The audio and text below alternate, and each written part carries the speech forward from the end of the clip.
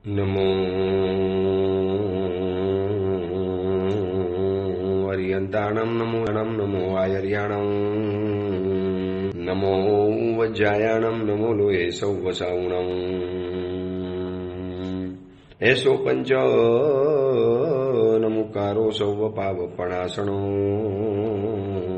મંગલાણમ ચ સૌવેસી બ્રહ્મમ વૈ મંગલમ મંગલમ ભગવાન વીરો મંગલમ ગૌતમ પ્રભુ મંગલમ સ્થૂલભદ્રાદ્યા જૈન ધર્મ મંગલમ. પ્રવચનનો વિષય છે એક અનોખી યાત્રા, સ્વથી સર્વ તરફની અને જીવથી શિવ તરફની. આજથી 1060 વર્ષ પૂર્વે બનેલો અને 51 ગાથાની અંદરમાં જીવના 563 ભેદોને વર્ણવતો આજ વિચાર નામનો ગ્રંથ. એક આપણી સ્વાર્થની એક નાનકડી દુનિયા, એની અંદરમાં આપણે જાણે કે રાજા થઈને બેસી ગયેલા છીએ. મને મારા પૂરતું ખાવાનું મળ્યું, કપડાં મળ્યા, ઘર મળ્યું, મને મારા જીવનનું સુખ મળી ગયું, મને મારા જીવનની બધી સુખ સુવિધા મળી ગઈ, બધી સગવડ મળી ગઈ, બધી ફેસિલિટી મળી ગઈ. એટલે મને એમ લાગે કે બસ આપણી જિંદગી પૂરી થઈ ગઈ. આપણે ખાલી આપણા માટે આ દુનિયામાં નથી આવ્યા. આપણી સિવાયની અંદરમાં આજુબાજુની અંદરમાં અસંખ્ય જીવો છે, મનુષ્યો છે, તિર્યંચો છે, પશુઓ છે, પંખીઓ છે. આ સ્થાવરકાય અને તસ્કાયની દુનિયા છે. આ બધા જીવોનો જો વિચાર કરવામાં આવે તો જ આપણે આ જીવના વિચાર દ્વારા સહેલાઈથી મોક્ષ તરફ ગમન કરી શકીશું. જે વ્યક્તિ માત્ર પોતાનો જ વિચાર કરીને અટકી જવાનો હોય તો આવું તો દુનિયામાં કોણ નથી કરતું? બધા જ એવું કરતા હોય છે. આ જે વિચાર આપણને સંદેશો આપે છે કે સવારથી સાંજ સુધીની અંદરમાં જીવનની જે પણ વ્યવહાર કરો, જીવનનો જે પણ પ્રવૃત્તિ કરો, જીવનના જે પણ કાર્યો કરો, આ બધાની અંદરમાં સતત કોઈનો વિચાર રાખો કે મારા નિમિત્તે જીવોને આટલી બધી પીડા, તકલીફ, દર્દ, વેદના, પરિતાપના ઉપદ્રવ એને મારા નિમિત્તે ન થવું જોઈએ. આ જે વિચારની અંદરમાં આપણે એ શીખીએ છીએ. માટે તો આપણી સમક્ષ આખી દુનિયા ખુલ્લી કરી છે. હવે સ્થાવરકાયની દુનિયાની વાત પતી ગઈ. તરસકાયની દુનિયાની અંદરમાં આપણે સૌથી પહેલા નરકના જીવોની વિચારણા કરી. તો જેમ 2 ઇન્દ્રિય, 3 ઇન્દ્રિય, 14 ઇન્દ્રિય અને પંચેન્દ્રિય, તો આ બધાની વિચારણા કરતા કરતા 2 ઇન્દ્રિય, 3 ઇન્દ્રિય, 14 ઇન્દ્રિયને જોઈ લીધા. હવે પંચેન્દ્રિયની વિચારણા ચાલે છે. અને પંચેન્દ્રિયમાં પણ સૌથી પહેલું જોયું છે નરકનો ભેદ. નરકની વાત આપણે ગયા છેલ્લા પ્રવચનની અંદરમાં જોઈ. વચ્ચે રવિવાર અને સોમવારે પ્રવચન બંધ રહ્યા. વળી પાછું પ્રવચનની ધારા શરૂ થઈ ચૂકેલી છે. તો નરકની વાતોની અંદરમાં આપણે જોયું નરકની પીડા, નરકનું દર, નરકની અસહ્ય પીડા. હવે કોઈ વ્યક્તિને મગજમાં એમ થાય કે આ નરક છે એની સાબિતી શું? અમે કેવી રીતે માનીએ કે નરક જેવી ચીજ છે? જો સમજી રાખજો, ક્યારેક કોઈ દેવતાઓ ધરતી ઉપર આવતા હોય છે તો આપણે કદાચ માની શકીએ છીએ. તીર્થંકર પરમાત્માની હાજરીમાં તો દેવતાઓ આવતા હતા. આજે પણ ક્યારેક કોઈક વ્યક્તિને દેવતાઓ પ્રસન્ન હોય છે. એમ કહેવાય છે કે પૂજ્યપાદ લબ્ધી સુરેશ્વરજી મહાસાહેબના સમુદાયના એક મહાત્મા હતા, મહિમા વિજય મહારાજ. આ મહિમા વિજયજી મહારાજ સાહેબને એમનો ગયા ભાવનો મિત્રદેવ સહાય કરતો હતો. એટલે દેવતા માટે હજી પણ આપણે માની શકીએ દેવતાઓની મૂર્તિ છે. ક્યારેક એનો પ્રત્યક્ષ કે પરોક્ષ પરચો, ચમત્કાર આપણને જોવા માટે મળે છે. પણ નરક કેવી રીતે માનવાની? નરકનું જાતિસ્મરણ જ્ઞાન ક્યારે પણ ન હોય. દેવલોકની અંદરમાં લઈ જનારા કિસ્સા આપણે સાંભળ્યા છે કે ભાઈ કેટલીક વ્યક્તિઓને કોઈ દેવલોકની અંદરમાં લઈ ગયા અને દર્શન વગેરે કરાવ્યા. પણ નરકની મુલાકાત શક્ય જ નથી. મુલાકાત લેનારો માણસ પાગલ અને ગાંડો થઈને પાછો આવે, છરી મરે. એટલી ભયંકર ગંદકી, એટલી ભયંકર દુર્ગંધ, એટલી ભયંકર ગરમી, જેની પાસે ભયંકર અને ભયાનક સિવાય બીજો કોઈ શબ્દ જ નથી. એટલી એ દુનિયા છે, એટલી એ કાતિલ દુનિયા છે. તો આ દુનિયા છે એની ખબર કેવી રીતે પડે? નરકીના જીવો પૃથ્વી ઉપર આવી નથી શકતા. આપણે જીવતે જીવત નરકની અંદરમાં જઈ નથી શકતા. આપણે વિસ્તારથી વર્ણન તો એનું જાણ્યું કે એની ભૂખ કેવી હોય. એ નરકના જીવોની ભૂખ એવી છે કે આ સમગ્ર વિશ્વની અંદરમાં જેટલા પણ નાસ્તા, મીઠાઈ, મેવા, ફરસાણ, રોટલી, દાળ, ભાત, શાક, જેટલી પણ હોટલો છે, જેટલા પણ ઘરો છે, જેટલા પણ જમવાના સ્થાન છે, જેટલા પણ રસોડા છે, જેટલા પણ કિચન છે, આ વિશ્વના બધા જ કહું છું, બધા જ આ બધાનું ભોજન એકઠું કરવાનું. એટલે સમગ્ર વિશ્વનું ભોજન એક જગ્યાએ એકઠું કરવાનું.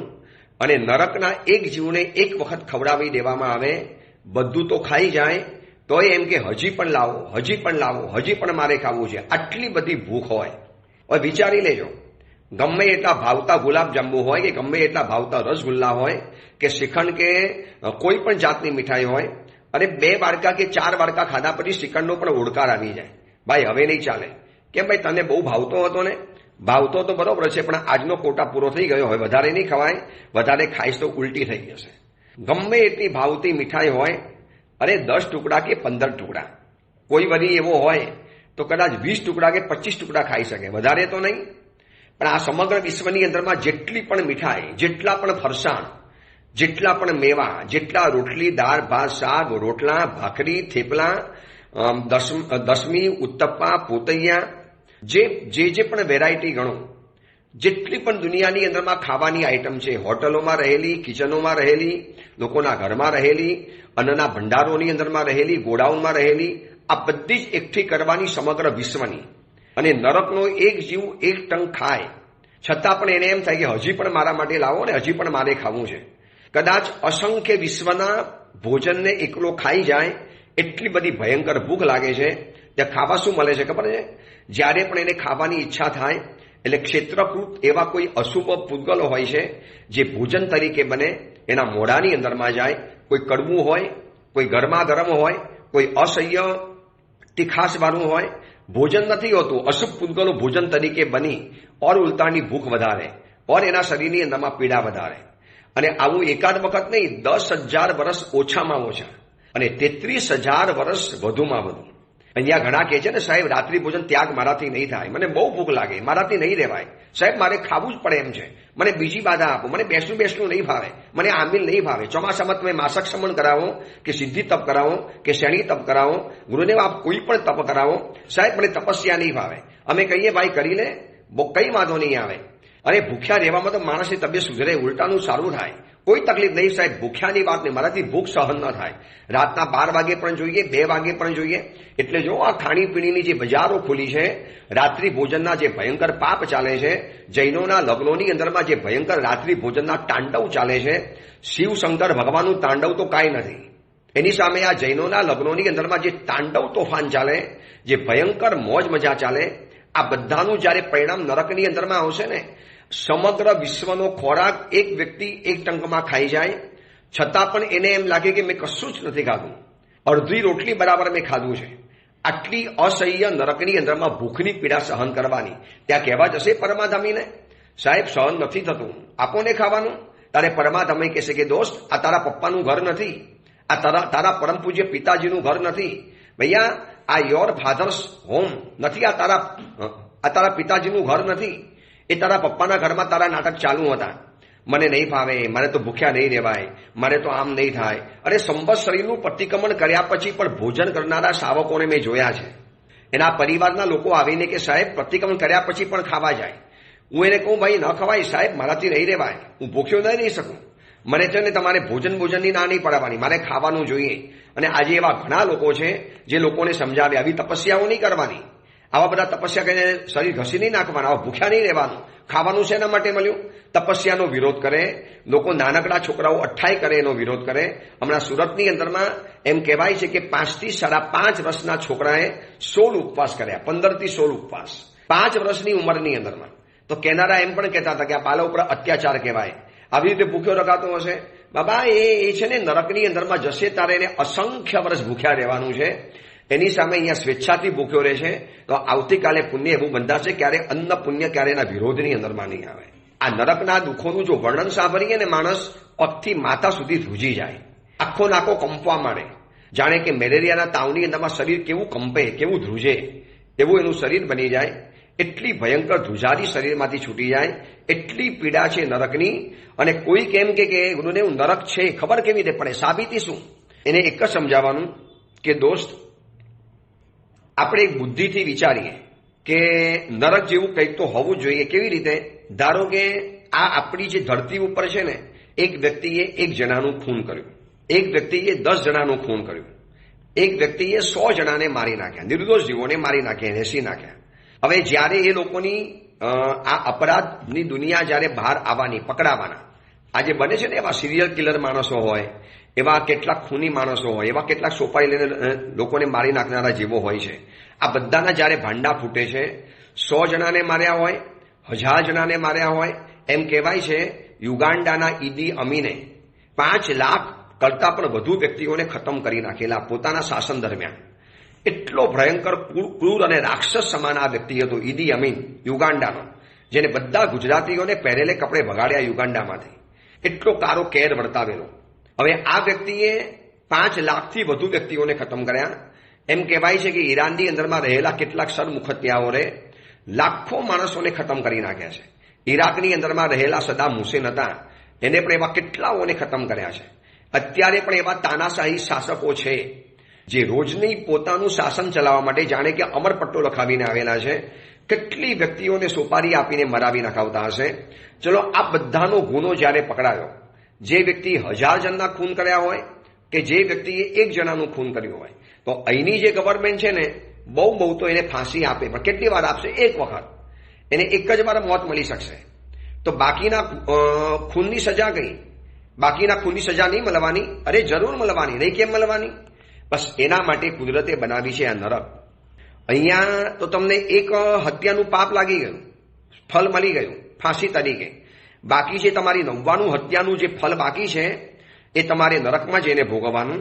આવી રીતે એબોર્શન કરાવ્યું હોય, પંચેન્દ્રિય જીવોને મારી નાખ્યા હોય, હિંસક કપડાં પહેર્યા હોય, હિંસક આઈટમ ઘરમાં લાવ્યા હોઈએ, એવી હિંસક આઈટમો વાપરી હોય, પેટ ભરીને ખાધી હોય, રાત્રિ ભોજન બિનજરૂરી કરેલા હોય, બિનજરૂરી વિરાટનાઓનો પાર કર્યો હોય, હિંસા અને અનર્થદંડ એના કાતિલમાં કાતિલ પાપો કર્યા હોય, ભયંકર રાગદ્વેષની પરિણતિ કરી હોય, આ બધાના માટે નરક ગતિનું રિઝર્વેશન છે. અને ત્યાં ગયા પછી જે ત્રાસ સહન કરશે ને, ત્યારે એને બોલતા પણ નહીં આવડે. સાહેબ, હું તો ભૂખ્યો નતો રહેતો, મારાથી તો ભૂખ સહન જ ન થાય. પરમાત્મા કે સહન થાય કે ન થાય, અમારી આ સિસ્ટમ છે, ફોલો તારે કરવી પડશે. અમે તને પૂછતા પણ નથી, અહીંયા કરવાનું જ છે. કોઈ તને પૂછવા નથી આવતું ફાવશે કે નહીં ફાવે, સહન થશે કે નહીં થાય. આ નરકની દુનિયાની વાત જાણ્યો અને એનાથી બચવા જેવું છે.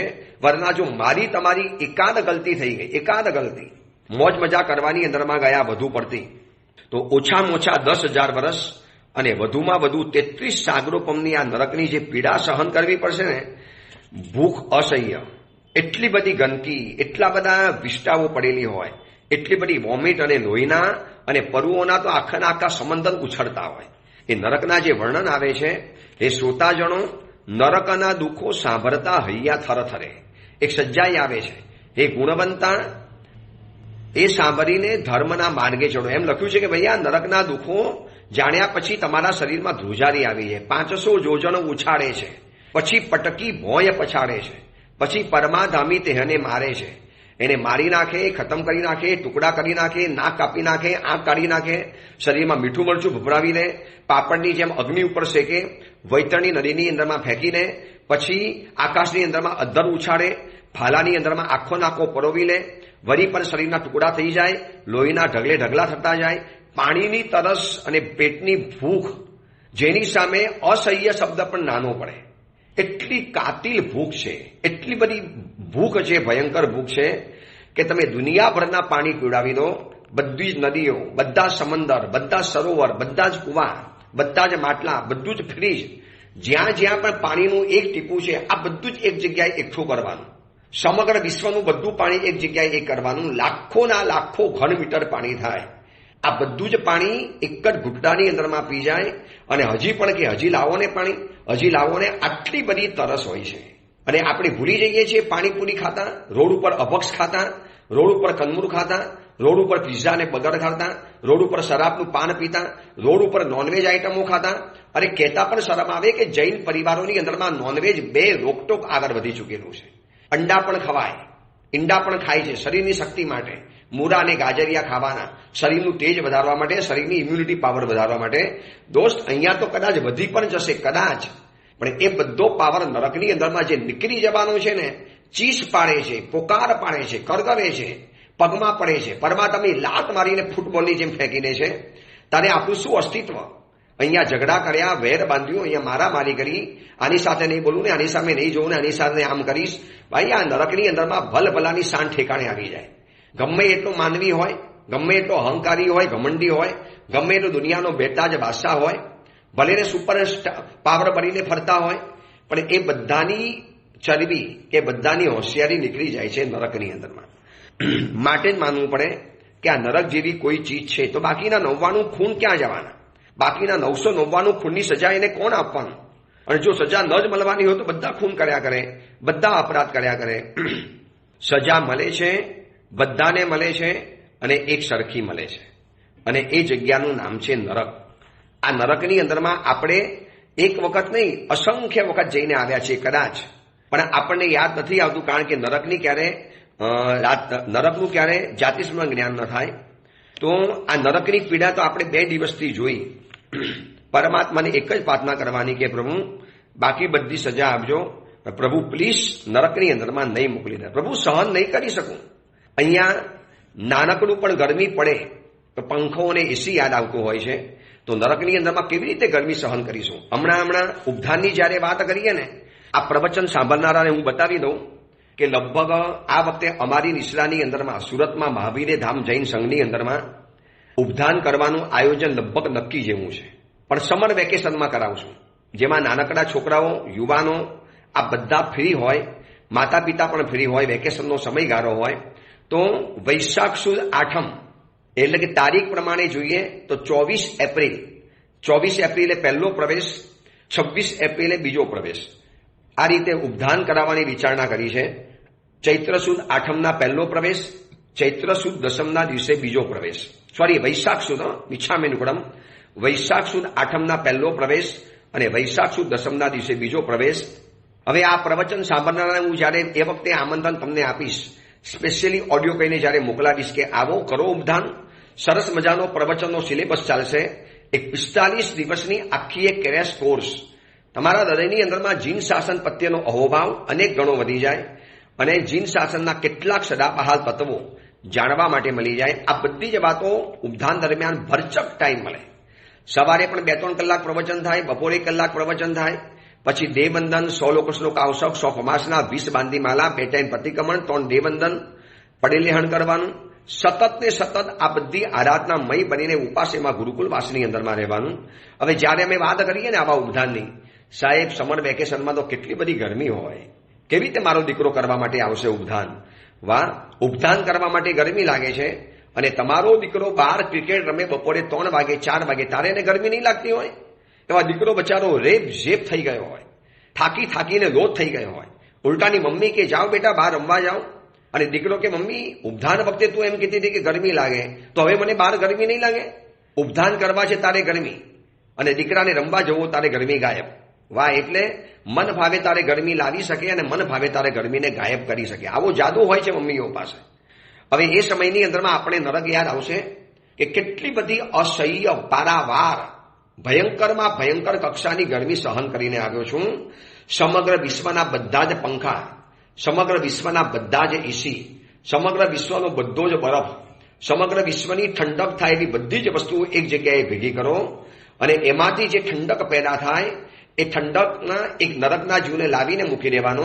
સમગ્ર વિશ્વના એસી કહું છું, આજે લાખોની કરોડોની સંખ્યાની અંદરમાં એસી વધ્યા છે, એર કન્ડિશનર. તો આ બધાની અંદરમાં એ જીવને મૂક્યો તો પણ એને એમ લાગશે કે હજી તો મારા ભયંકર ગરમીની અંદરમાં આવું છું. ડીપ ફ્રીઝર -50 ડિગ્રી, એટલી ભયંકર ગરમીમાં નરકના જીવને મૂકી દેવામાં આવે. 6 મહિના આરામથી સૂઈ જાય. 6 મહિના એને એક નરકની ગરમીનો એટલો અહેસાસ છે કે -50 ડિગ્રીની અંદરમાં પણ એને ગરમી લાગતી હોય. હવે વિચારી લો, આટલી ભયંકર કક્ષાની ગરમી શું સહન કરી શકીશું આપણે?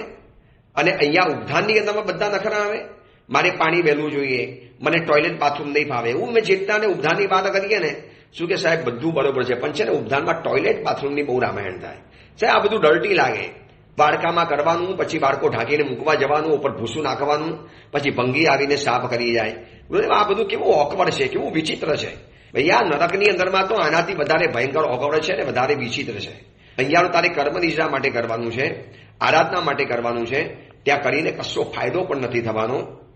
આ નરકની વાતોને જાણ્યા પછી આરાધનાની અંદરમાં ઉજમાર બની જવાનું. આ એડવાન્સ એટલા માટે બતાવું છું ઉપધાનનું કે વૈશાખ સુદ આઠમ પહેલો પ્રવેશ, વૈશાખ સુદ દસમ બીજો પ્રવેશ, 24 એપ્રિલ અને 26 એપ્રિલ 2026 આમની અંદરમાં ઉદ્ધાનની વાત પહેલા એટલા માટે બતાવું છું કે ઘણા ઓડિયો પ્રવચનના શ્રોતાઓને ભાવના છે કે આપની નિશ્રામાં ઉદ્ધાન કરવા માટે પધારવું છે. તો આવો સુંદરતમ વ્યવસ્થા, સરસ મજાની વ્યવસ્થા કરવાની અંદરમાં આવશે.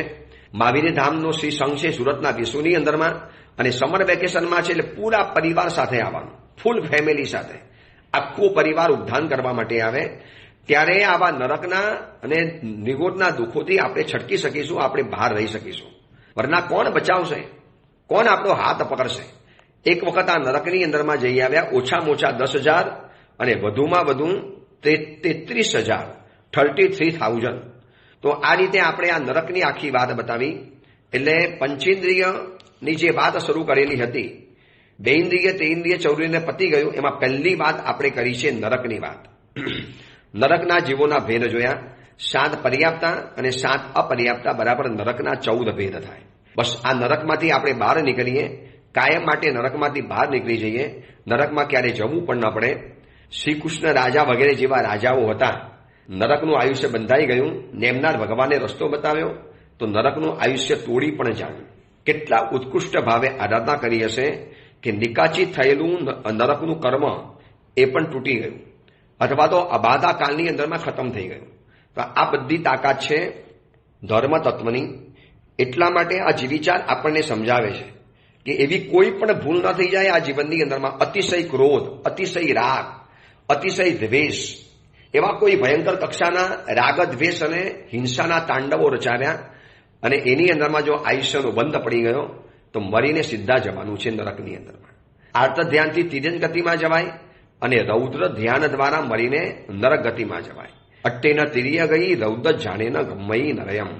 આજે કેટલી બધા વ્યક્તિના મગજની અંદરમાં સંકલેશો સર્ગે છે, પારાવાર ફરિયાદાઓ છે. પત્ની માટે, પતિ માટે, પુત્ર માટે, પુત્રી માટે, દીકરા માટે, સાસુ માટે, સસુરજી માટે, સંઘ માટે, ઘર માટે કેટલી બધી રામાયણ ચાલતી હોય છે. હવે આની અંદરમાં માનો ક્યારેક કર્મનો બંધ પડી ગયો તો આપણે કઈ ગતિની અંદરમાં જશું અને ક્યાં છુટકારો થશે ખબર નથી. માટે જે વિચાર કહે છે કે એક વખત આખી નરકને જાણી લો, એનું આયુષ્ય, એનો સમય, એને કેમ રત્નપ્રભા કહેવાય, શકરા પ્રભા કહેવાય, આ બધું જ આપણે જાણી લીધું. તો આ નરકમાંથી છૂટવાના ઉપાયો જે ઓપોઝિટ છે, દેવગુરુની નિંદા, તમે દેવગુરુને વધુને વધુ સમર્પણ કરી લો. જેટલા વધુમાં વધુ સમર્પણ કરશું દેવગુરુને એટલું આપણે નરક નિગોદમાંથી બહાર નીકળી જવાના. સૈનિક રાજાએ 18,000 મુનિ ભગવંતોનું બહુમાન કર્યું. 18 સહસ્ર સાધુને વંડી પામ્યા અધિકે હરખે. અતિ હરખની સાથે વંદન કર્યા. પછી નેમનાર પરમાત્માને પૂછે છે, જ્યારે ભગવાન કહે છે કે તમે 3 નિવારી 4 તણા દુખરી ગયા. તમારી આ ગુરુવંદનના પ્રતાપે તમારી 3 નરક તો ચાલી ગઈ. હવે તમારે ખાલી 4 નરકના દુઃખ સહન કરવાના છે. વિચારો, ગુરુ પ્રત્યેનું બહુમાન, પ્રભુ પ્રત્યેનું બહુમાન કેટલું સરસ મજાનું કામ કરાવી આપે. તો આ નરકના ચેપ્ટરમાંથી આપણે બહાર નીકળીએ. હવે પંચેન્દ્રિયની અંદરમાં એક બીજો ભેદ છે, તિર્યંજ ગતિનો ભેદ.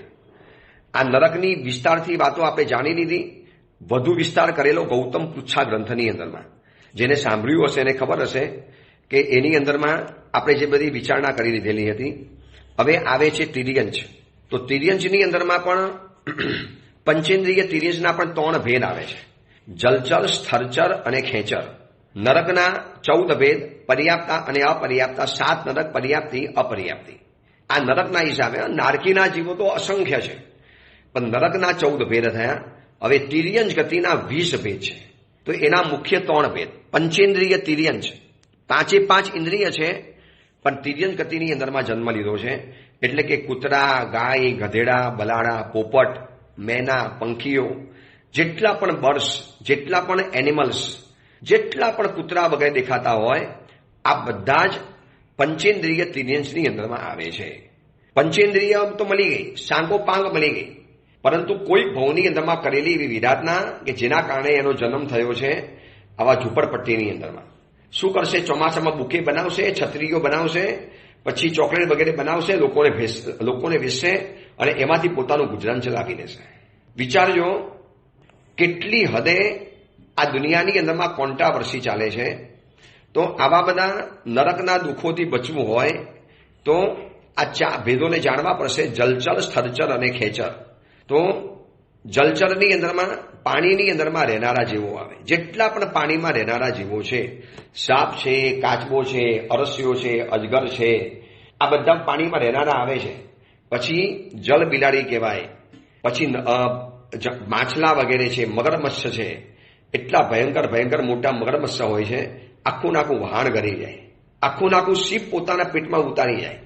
એટલી એની ભયંકર હજમ શક્તિ હોય અને એટલી ભયંકર ક્રૂર આત્મા હોય. હવે વિચારો કે આવા જલચર વગેરેની અંદરમાં આપણો જન્મ થઈ ગયો. પાણીની અંદરમાં રહેનારા, સતત પાણીમાં રહેવાનું, પાણીમાં જન્મે, પાણીમાં જીવે અને પાણીની અંદરમાં મરે. બધું જ પાણીની અંદરમાં છે. એ બધા જીવો કહેવાય છે જલચર. માછલા છે, પછી કાચબા છે, દેડકા છે, આવા બધા છે ને એ પાણીમાં પણ હોય અને સ્થળચર પણ હોય. તો પહેલા આપણે જોઈ લઈએ જલચર, સ્થળચર અને ખેચર કોને કહેવાય. જલચર એટલે પાણીમાં રહેનારા જીવો, જે માનવ વસાહતમાં નથી આવતા. ક્યારેક બહુ વરસાદ પડે તો પાણીના પ્રવાહની અંદરમાં ખેંચાઈને આવી જાય.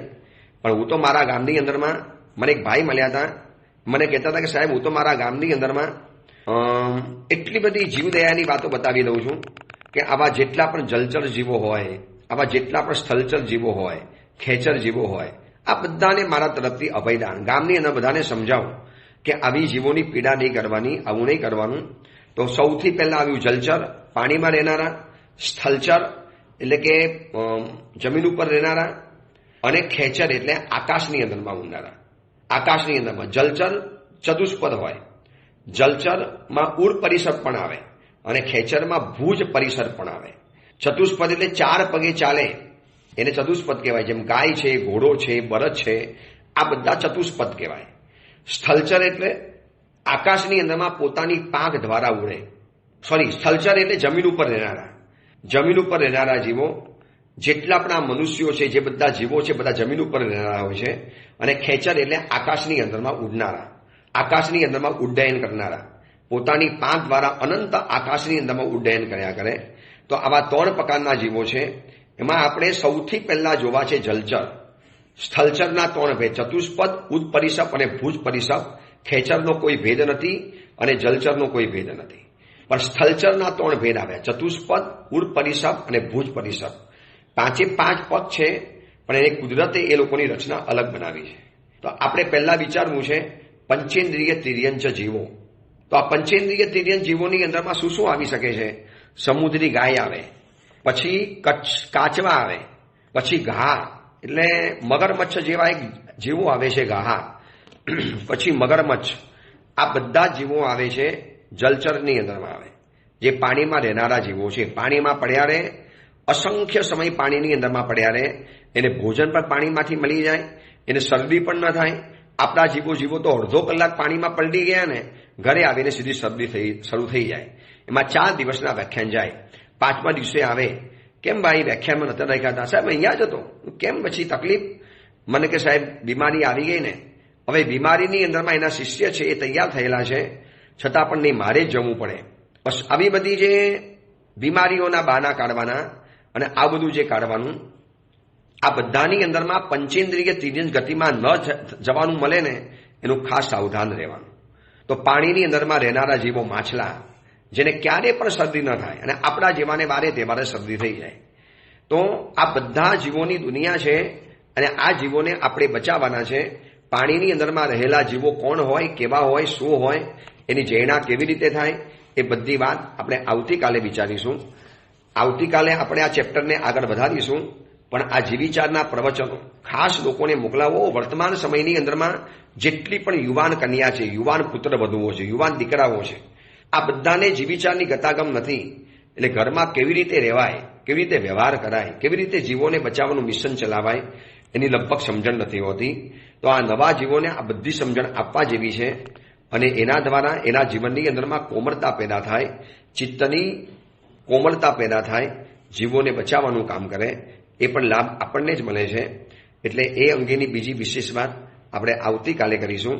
મેં તમને જે ઉદ્ધાનની વાત કરી, સમર વેકેશનની અંદરમાં અત્યારે તો નક્કી કરેલું છે કે લગભગ આ વેકેશનની અંદરમાં ઉદ્ધાન કરાવવા છે. ખાસ આ ઓડિયો પ્રવચન સાંભળનારા જેટલા પણ માતા પિતાઓ છે, જેટલા પણ સાંભળનારા સાવક સાવિકાઓ છે, આ બધાને આપને ખૂબ ભાવભર્યું આમંત્રણ કે આવો, પધારો મહાવીરે ધામ શ્રી સંઘની અંદરમાં ઉદ્ધાન તપની આરાધનાની અંદરમાં જોડાઈ જાઓ. એક તીર્થ સ્તરમાં ઉદ્ધાન કરવાની જેવી મજા આવે એવી જ મજા અહીંયા આવશે. બહાર ઠંડીની ભૂમિ પણ છે. વાડાનો ઉપયોગ ન કરવો તો બહાર પણ છે. મહાવીરે ધામનું 6 માળનું મકાન, એની અલગ રહેવાની પણ વ્યવસ્થા છે. આ બધું જ થઈ શકે એમ છે. એક વખત મનમાં નક્કી કરો કે આ સમર વેકેશનમાં ગુરુદેવની સાથે ઉદ્ધાન કરવા છે. તમે કદાચ ન આવી શકો તો તમારા સંતાનો, દીકરા દીકરીઓ એને પણ મોકલી શકો છો. એ અંગેની બીજી મહત્વની વાત આપણે આવતીકાલે કરીશું. એ જ મંગલકામના મંગલ ભાવના. જીનાગના વિરુદ્ધ કાંઈ પણ બોલાયું હોય તો મિચ્છામી દુક્કડમ.